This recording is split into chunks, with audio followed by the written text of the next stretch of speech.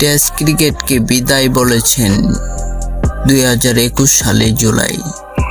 জিম্বাবুয়ের বিপক্ষে সিরিজে বেশ নাটকীয়ভাবে হয়েছিল সেটা, এবার আর কোনো নাটক নয়। দিল্লিতে আজ মঙ্গলবার আনুষ্ঠানিকভাবে টি-20 থেকে অবসরের ঘোষণা দিতে যাচ্ছেন মাহমুদুল্লাহ। জানিয়ে দিবেন ভারতের বিপক্ষে চলিত সিরিজই তার শেষ টি-20 সিরিজ। তার মানে সব ঠিক থাকলে মাহমুদুল্লাহর ক্যারিয়ারের শেষ টি-20 ম্যাচটি খেলতে যাচ্ছেন 12 অক্টোবর হায়দ্রাবাদে।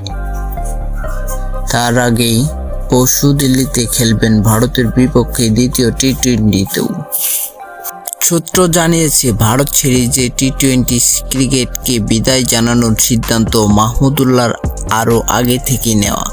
এই ব্যাপারে নিজের সিদ্ধান্ত একটি চূড়ান্তভাবে জানিয়ে দিয়েছেন বিসিবি পর্যায়ে।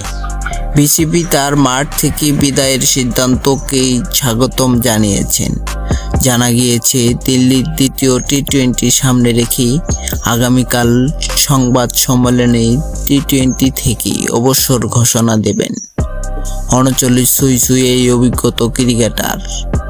এই বিষয়ে জানতে হোয়াটসঅ্যাপে যোগাযোগ চেষ্টা করেও অবশ্য মাহমুদুল্লাহকে পাওয়া যায়নি।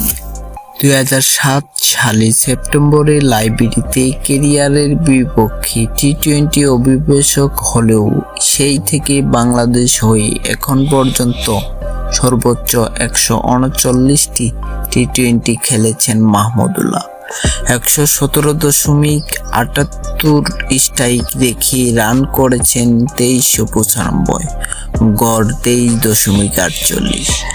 2018 থেকে 2022 মধ্যে 43টি টি-20 বাংলাদেশ দলকে নেতৃত্ব দিয়েছেন তিনি। তার অধিনায়কত্বে বাংলাদেশি দল খেলেছেন 2021 সালে আমিরাত বিশ্বকাপে। অধিনায়ক হিসেবে মাহমুদুল্লাহ জয় পেয়েছেন 16টি টি-20 ম্যাচ, হার পেয়েছেন 26টিতে। অধিনায়ক মাহমুদুল্লাহর জয়ের সংখ্যা সাকিবের সমান হলেও সাকিব 16টি জয় পেয়েছেন, তার চেয়ে কম 39টি ম্যাচ নেতৃত্ব দিয়েছেন।